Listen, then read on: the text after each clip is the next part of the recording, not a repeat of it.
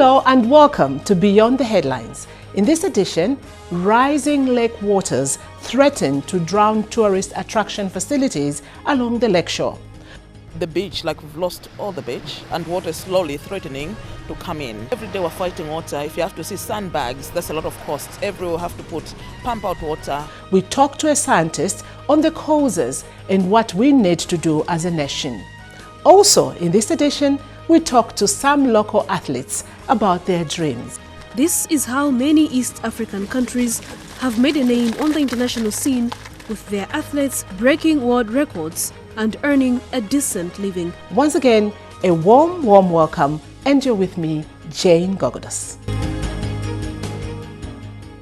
Now, the water level in Lake Malawi has risen, flooding the shorelines and their tourist facilities. In the tourist districts of Salima and Mangochi, for example, the waters have swollen to about 500 meters of the lake's coastline, displacing thousands and causing massive disruptions and losses to the tourism industry. The industry, which is recovering from the global COVID-19 pandemic, is now under a new siege of rising waters. As Dave Umar reports from Mangochi, the rising waters have forced some lodge owners to close their business.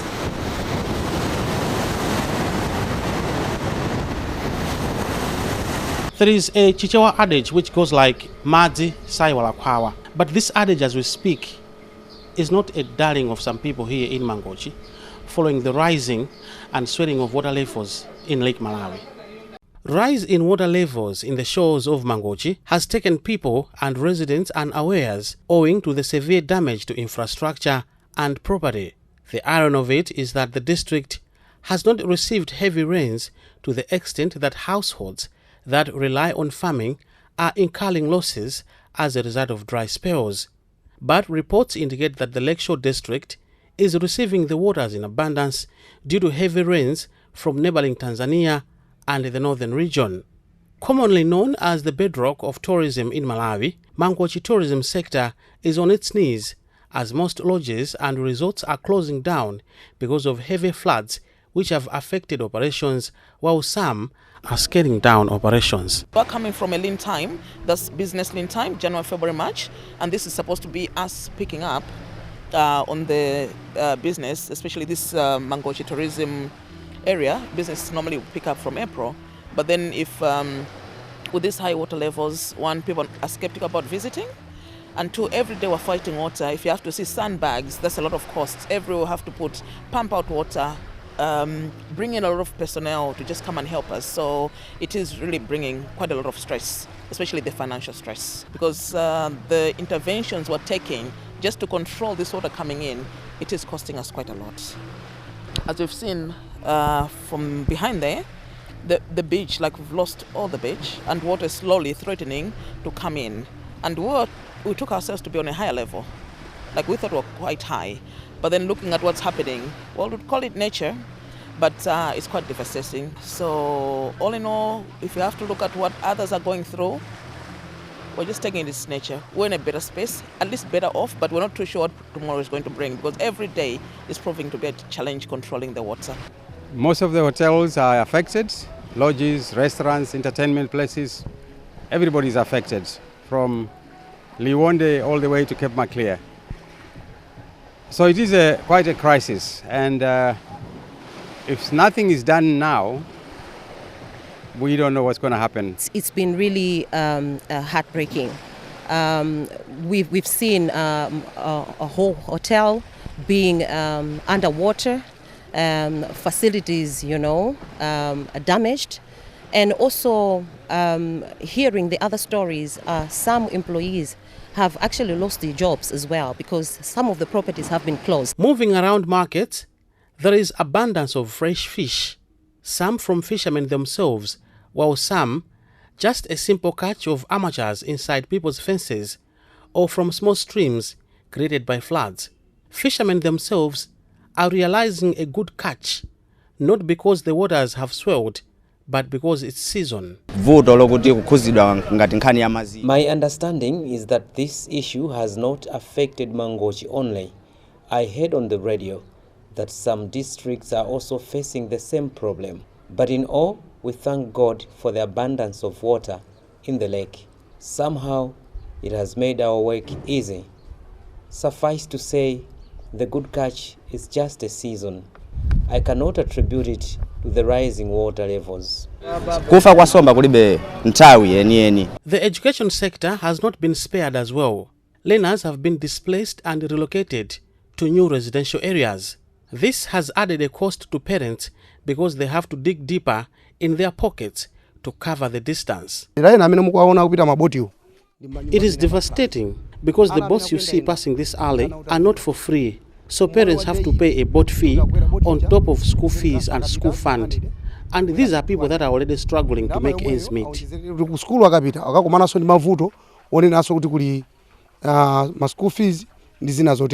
Looking at the damage caused to property, especially houses in places like Mapira, Mwanyama and Tsukamwele villages, rumors have been flying high that the swelling is due to poor control of flow of water at Kamuzu Barrage in Liwonde.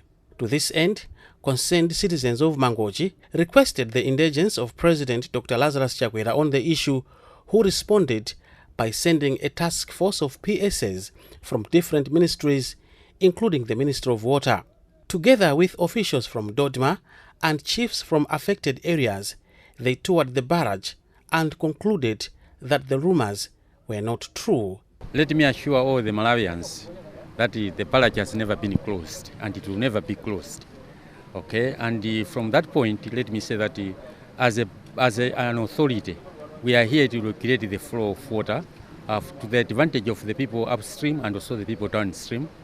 Upstream, we know there are people who have got businesses, and also downstream, we know that we have got the water boats, that's Southern Region Water Board and Blantyre Water Board that draw their water from the Chira River, and we know that Egenco has got a very heavy investment for the generation of power.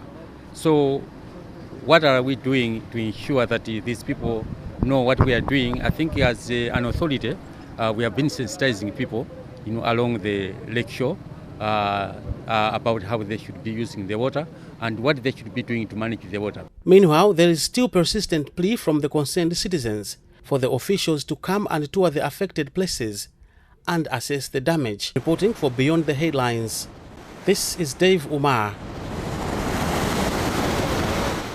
But what is the cause of this sudden rise in the water level in Lake Malawi? There have been fears that the rise in water levels is caused by a shift of the tectonic plates inside the Earth's surface. This movement causes mountains to rise where the plates push together or converge and cause continents to fracture and oceans to form where plates pull apart or diverge. So, could this be the cause behind these floods? We talked to a scientist on the causes and what we need to do as a nation. First of all, I see this as a time when the history and the science have been to Cape Maclear. We'll see the rocks, the water levels from the past are clearly marked at different levels. And so when I was there last year, we could actually see that the lake was below some of the highest levels. And when you talk to people, they do indicate that the highest levels were in the 1980s. But if you look at scientific publications, they say the lake was rising slowly from about 1975 to 1980. Then it sort of receded. But we have similar experiences in Lake Chiotha. Lake Chiotha has filled up and dried completely starting in the 1800s. And in fact, historical records do show that it's done that for more than 10 to 12 years. So these things do happen. I was in Nairobi last week and at the Agnes meeting, which is the African negotiators expert support meeting. So all of us from Africa were there. So we're discussing these things, and that's when I learned that the Rift Valley lakes, Uganda, Kenya, Tanzania, are experiencing the same thing. So this is not a localized phenomenon. In the Rift Valley lakes, people are experiencing the same issues. So there are these patterns that are happening. They have happened before, and it's a question of putting them in a proper context. So if I start with Lake Malawi, Lake Chiotha, if you allow me, last year, as we know that we had the Cyclone Freddy, previously Cyclone Anna, and then Gombe and so forth before that. And last year, this time of the year, Lake Chiotha had flooded and gone beyond any records that had been kept, historical as well as scientific. And it responded to these extreme weather events. Our own station, automated weather station here in Zomba, showed that we received 2001 minutes, which has never been recorded in the vicinity. We looked at the data that Chancellor College has from 1975, Chimpeni Farm on the way to Lake Chiotha. This is the 1940s. They've never recorded this much rainfall. So we are pushing boundaries as far as the extreme rainfall is concerned. So if you take Lake Chiotha responded immediately, we can say, because it's a smaller lake, it's a shallow lake. Lake Malawi and other lakes in the Rift Valley will respond slowly. As I indicated, for 1980, they said it was almost like 5 years it was rising slowly. So because it's a large lake. And so what's happening in Lake Malawi, some of the suggestions are that it's responding to the above normal rainfall that we've been receiving in the last few years. Apart from that, there is also a suggestion that the environmental degradation means that we've lost the forest cover, and it means that we are allowing water to rush into the lake. But the lake level is also going to be influenced not just by direct rainfall, the inflow from the catchment, but also the outflow through the Chiotha River. So historically, these things have been going up and down. The one that we can't, it will require, a hydrologist to explain, is what people are saying. Maybe it's also due to tectonic movements. As you know, that the Rift Valley lakes, Lake Victoria, Lake Tanganyika, Lake Malawi, were formed due to tectonic movements of the earth and the plates that formed the lake. So people think that some movements could contribute, but that is outside my scope of expertise. So I think hydrogeologists might shed more light on that. But definitely, going through the literature, the rainfall component does affect the water balance in a significant way, and it is an explanation that we might think is more plausible, but we don't rule out the others.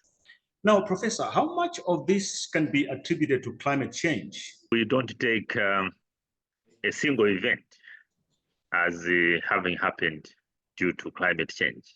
But when we look over a period, then we are able to attribute what is happening to climate change. So in a sense, one of the issues in climate change is that you are receiving you're experiencing extreme weather events. And I think Cyclone Freddy definitely fits in that extreme weather event. Cyclone Anna fits in that extreme event. And I was just at another forum where I was talking about the amount of rainfall that we received in March last year from our automated weather station here in Mlunguzi was around 800 millimeters. And that's the same amount of rainfall that we have received the whole year, this year. So you can actually see the extremes that we're talking about. And that's what explains climate change. So climate change has a role to play. Should we expect the rising waters to recede anytime soon? Yes, they should go down. I think talking to the hydrologists, for which I'm not, but they do say that usually it peaks by May and then it comes down. So it should come down. So sometimes what you expect and what happens may not turn out to be the case. But if we go by what has happened in the past, then it should recede, start receding in May.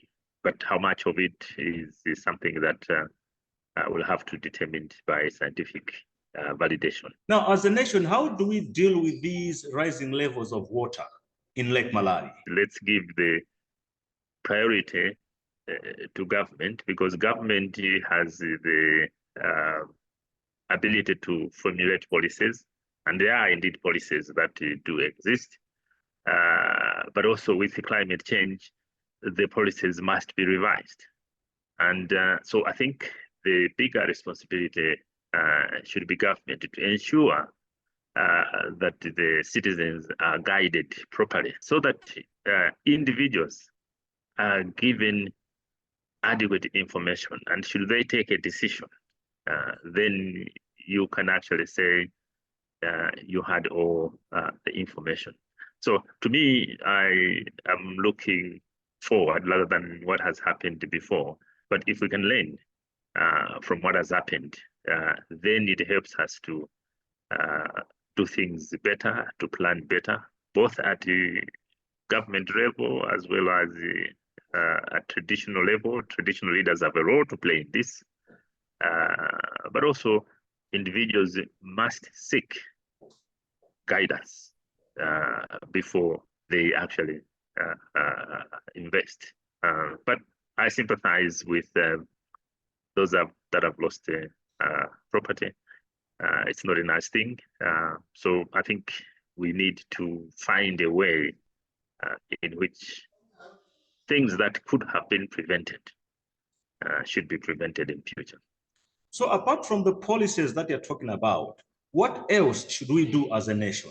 Talking about the current situation, to me, I think there has to be a stakeholder engagement. They are experts in modeling. Models do help us to see what is likely to happen in future. They use both historical and the current situation. And I think people need to be given the information, and we can't leave business as usual. I think some places are not suitable for human settlements. It may not happen next year, it may happen in 50 years. Now, athletics is one big sport in East Africa. Thousands in Kenya, Somalia, Ethiopia, and Uganda turn to the sport to graduate from poverty. Unlike other sports, all you need in athletics is a running track to set you off and perhaps track shoes and some training. But despite that, not many Malawians are turning to the sport. which has turned poor athletes in East Africa into instant celebrities and millionaires. Well, Beatrice Mwape went on the tracks to find out. It is as simple as getting a pair of training shoes, use your physical strength, and run to earn money. This is how many East African countries have made a name on the international scene, with their athletes breaking world records and earning a decent living. Despite the success that sports bring, Malawi's eagerness in the field is rather indifferent. The zeal to churn out athletes who can compete competently on the international scene seems to be a far-fetched dream for Malawi. This is 18-year-old Rafik Mambo, a Form 4 student from Chinsapo in Lilongwe. He joined athletics in 2022 out of interest. For about 2 years, Rafik has dedicated his life to the sport, availing himself to his coach at all times to get the much-needed expertise from him, which would propel him into getting on the international platform. He envisages a bright future in his field, although he worries about lack of competitions which are also not balanced. He says if this was to change, he was hopeful he would succeed and raise Malawi's flag high. When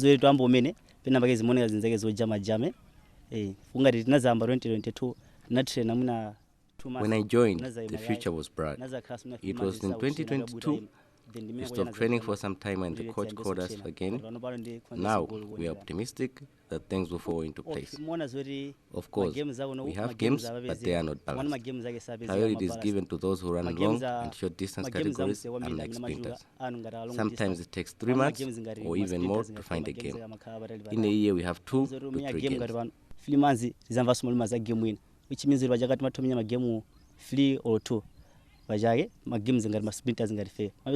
Zenas is also another promising athlete Malawi has, and his aspiration is to become a professional athlete and succeed on the international scene.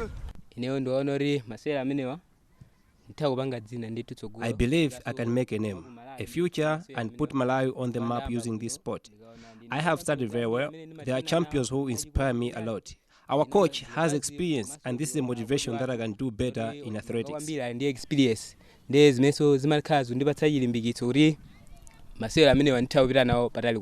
As new blood continues to join the sport, the old guards, however, have mixed feelings on the success and future of the sport in the country.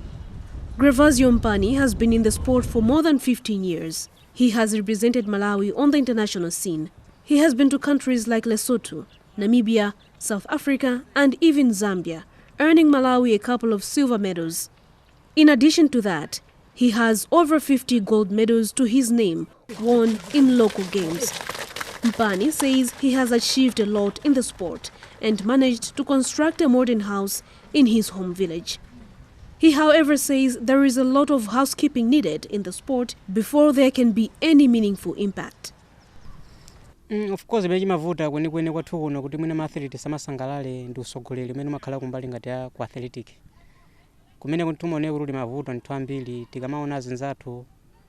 The challenge we face in Malawi, especially in athletics, is leadership. When we interact with our fellow athletes in other countries, the narrative is different from how we conduct our business here. For instance, we have international competitions. You find that there are only 3 athletes and 7 officials. It is not even clear what they are there for. Instead of channeling the funds to the athletes, they go to the officials. This even extends to equipment. You have yourself representing Malawi in international games, but using a second-hand t-shirt you purchased in town.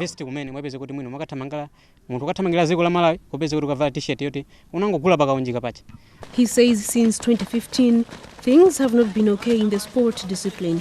Mpani says they can train for a year with no games to compete in. Dziko la Malawi lisanavomeleze inaonesa kuti kwathu kuno makondo kwambiri mpira. Mtade muonolo masaposa amangati ma discipline ena ndi alipo ambiri. Of all the sports disciplines in the country, athletics is the only sport that brings more medals in the country. Malawi loves football more. more support and sponsors go to football. We have very few in athletics. It's just Standard Bank, Blantyre Marathon, and Mzuzu Marathon. And when we finish these, we don't have anything else to do. It's very hard for athletes to succeed in Malawi. Songeza kuti ndiri ku Malawi kuno ndifu chilichonse ndikumbali ngati ya anthu othama ngafe. Ndizovutira pakuti tizapeza tsogolo labwinobwino. 21-year-old Chikondi Munyali is another athletics champion in the country. He joined athletics as a career back in 2017. 6 years down the line, Chikondi has won more than 5 gold medals in international competitions, including the Region 5 Games. In addition to that, Munyali says he has also won more than 50 medals locally. His goal is to break a record and make a name beyond the borders. He says he has achieved a lot, and the sport is promising if given the necessary attention and support.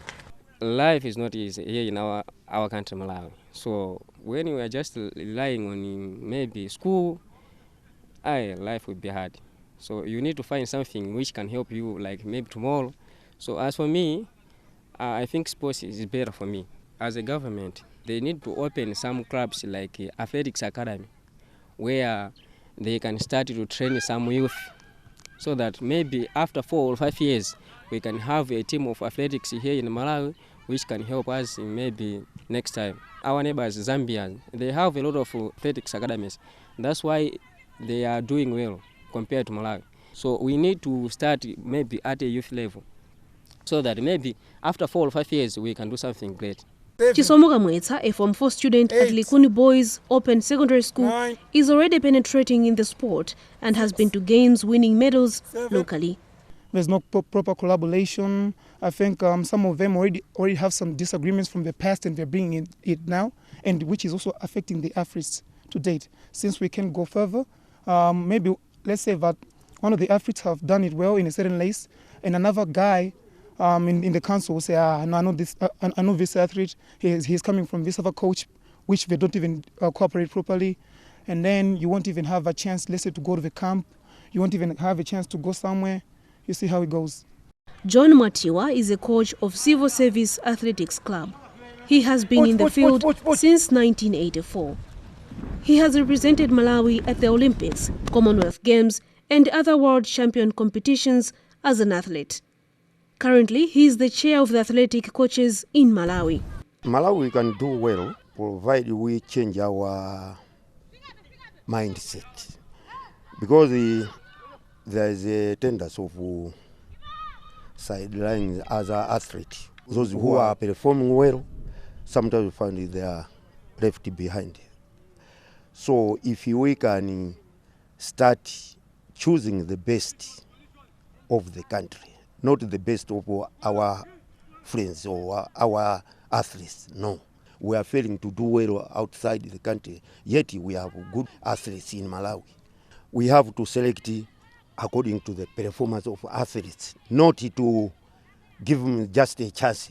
Last time who went to South Africa, we are not supposed to go this time. No. Which distance do we want to go outside? Long distance, short distance, middle distance. Those who are doing well, they have to go. No matter they are coming from one house or this one region, we have to choose according to their performance. People are not taking athletics serious. But if they come and give us for what we are doing, we can do better.